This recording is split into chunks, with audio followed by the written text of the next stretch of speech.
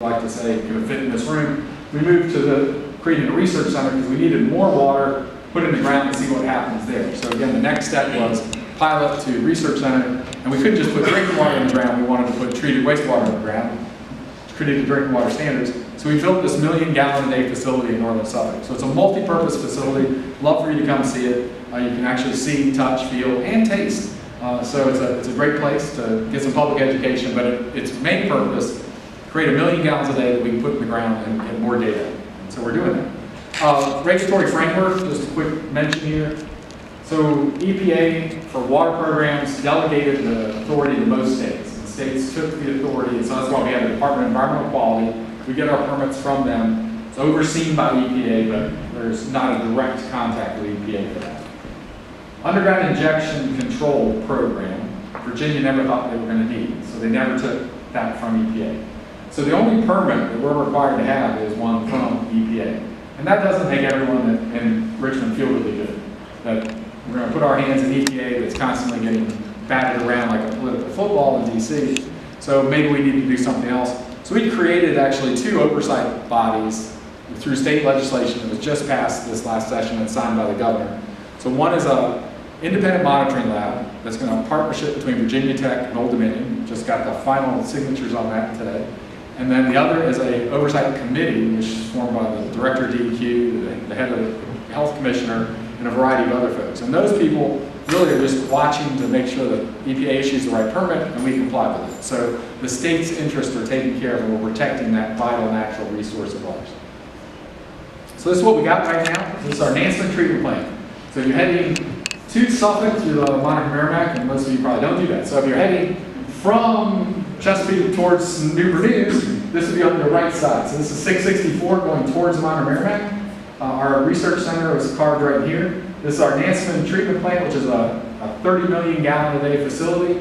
It averages about 17 million gallons. And we take 1 million gallons at the end of that process and take it over here to our Swift Research Center and treat it to drinking water standards.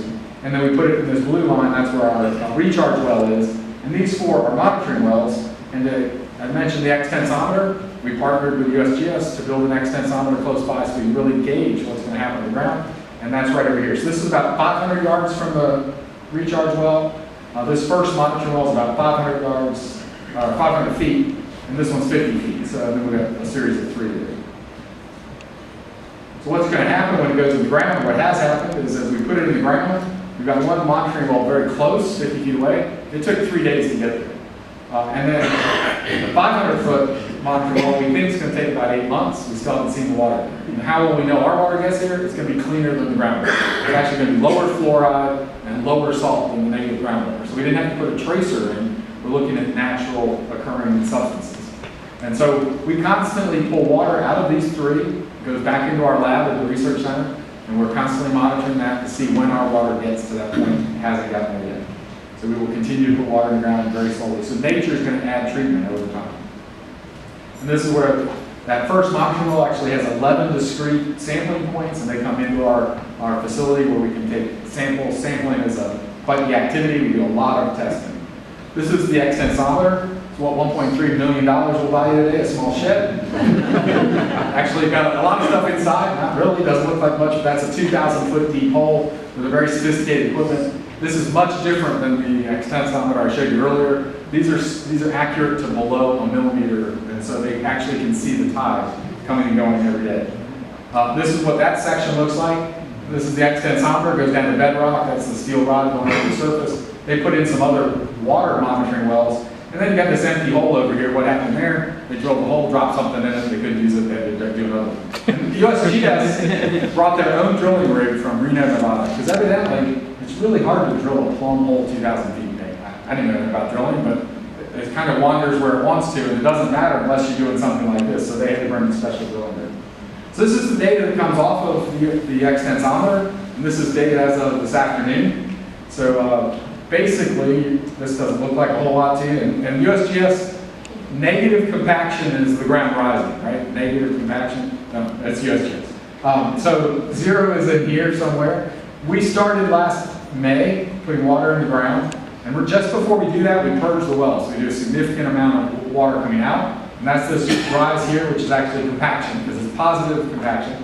And then we started putting water in the ground. We got this long string of negative, and so we got down almost 2 1,000ths of a foot rise in the ground. All right, but 3 1,000ths is a millimeter roughly. So we were making progress. We ran into a problem. Had to pull some water out of the ground for a while, so that's when it shot right back up. Started putting water back in the ground, and then we had some warranty issues that took us down for a couple months. And so during that period, what's interesting is we never came back to the zero line that was before we started. So the water we put in is still supporting that elevation change in the ground at that extensometer. So this little spot here at the end is where we started putting water in again. This just past Monday, yesterday. And this is an enlargement of that. So this is 12 o'clock on April 27th, and this is the 30th. And so we were still purging the well until we started pumping water in on Monday, on the 29th. And you can already see that we're seeing some immediate effects of the ground movement. So this really holds out a lot of hope that our arguments about impact on sea level rise and compaction really might make a difference. So this is what the center looks like. We've got a lot of public education pieces, and like I said, you can come and taste. We do tastings there as well. The governor was there when we broke ground. This also trains our operators. The system's all set up with a series of hazard control points throughout the process. So after every unit process, we monitor certain parameters. And if those parameters aren't met, an alarm goes off in our control room and shows up on one of these screens for our operators. And if our operator doesn't have to be there or doesn't happen to react, after a certain set period of time, the valves open and send the water back to our wastewater treatment plant to keep us from putting anything in the ground accidentally. And there's a series of those through the whole process, all the way down to just before it goes into the ground. These other refrigerators you're seeing here and some long tubes talked about the water taking a long time to move through the ground. Well, we're confident that nature is going to do some treatment to it as it mixes with groundwater and moves through the ground. There's a lot of activity going on with the biology in the ground. And so we're monitoring and simulating that in these tubes. We took some drillings out of the wells that we made, washed the muds off, put them back in there, so we put some of the swift water in, and we pull it out at different periods and do analysis to understand what's going on in the ground, so we can get a better understanding of the treatment that's going to happen as it moves through the ground. Had a lot of press. We were on the front page of the pilot actually just last week or so. And this is a quote we used from Benjamin Franklin, I'm not sure it ties it all in. So love to have you come out and visit at some point, and I think we don't have time back for questions. I can leave a lot.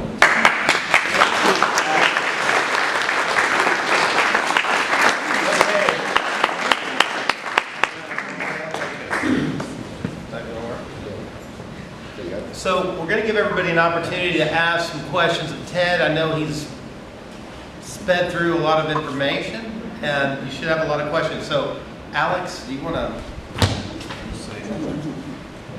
No, it's muted. Check. Okay. Should be on. My question is, just to start the ball rolling. So the plan is to have 7 locations for injection, correct? And there's a recharge. And we did a lot of work around language. You know what? Yeah. People don't like the word injection. They think of shots and nasty memories of children. So we'll keep it between us. When you leave, think recharge. So there's a set cost for that, and you set forth for us tonight a savings of about $1.5 billion for the or 2.5 actually. Up to 2.5 for the pollution diet requirements from the federal government for the region that would be resulting from this system. So maybe you could explain for us the cost for the recharge system. Okay. All right. Yeah. So out of that $2.5 billion savings, remember this is like government money, so it's sort of cost avoided. But it's going to cost us about $1 billion to do these 7 facilities, and so we're ahead by $1.5 billion, right? But it won't really look that way because stormwater work is being used for other needed flood prevention things, and the nutrient work we're trading off is, would be used in the stormwater world. So your stormwater fees, I don't think will go down because there's so many other demands. So $1 billion. So how are we making that happen without impacting your rates? And most of you, if you're paying attention, your rates are going up, and they have been going up for some time. So go back to that comment I made about the Department of Justice rolling into town in 2005. To do the work that they want us to do to eliminate overflows, which really, I know this is going to sound bad, they aren't really a problem in our region. but they still happen occasionally. But to meet their little desire for us to get rid of that, that's a $1.8 billion investment of work through our sewer system across the region. And so we've talked to them, and they recently adopted, in fact it was passed into law just in October and signed by the President in January, what they call integrated planning, which allows local communities to decide which environmental priorities they need to invest in first. It doesn't give us a get-out-of-jail-free card for doing the overflow work, but it allows us to do this work, which has many more environmental benefits, first. So we were planning to spend $1.8 billion over the next 20 years, and we had built a rate structure and a financial plan to do that. And so instead of spending it on overflow work, the first 10 to 12 years will be doing SWIFT work, and then we'll do the wet weather work after that. And so that's how we're paying for this. So you're paying, if you're connected to HRSD and a ratepayer, you're actually paying for this. The savings to us is, again, cost avoided. The one of those $1 billion on the pollution diet would be improvements we'd have to make to our treatment plants to get down to that lower level, which, by the way, if you're following the TMDL at all, Virginia just announced their Watershed Improvement Plan 3, which is part of the whole process, and they asked us, the wastewater sector, to do a lot more to get down to that number. And so we're looking pretty brilliant for picking SWIFT, because we're not going to have to do anything beyond SWIFT to get to our numbers, but other wastewater facilities will. So that's sort of the shell game of dollars, which it's a real hard explanation. But essentially, we were planning to spend it on other work. We're going to push that work off. We're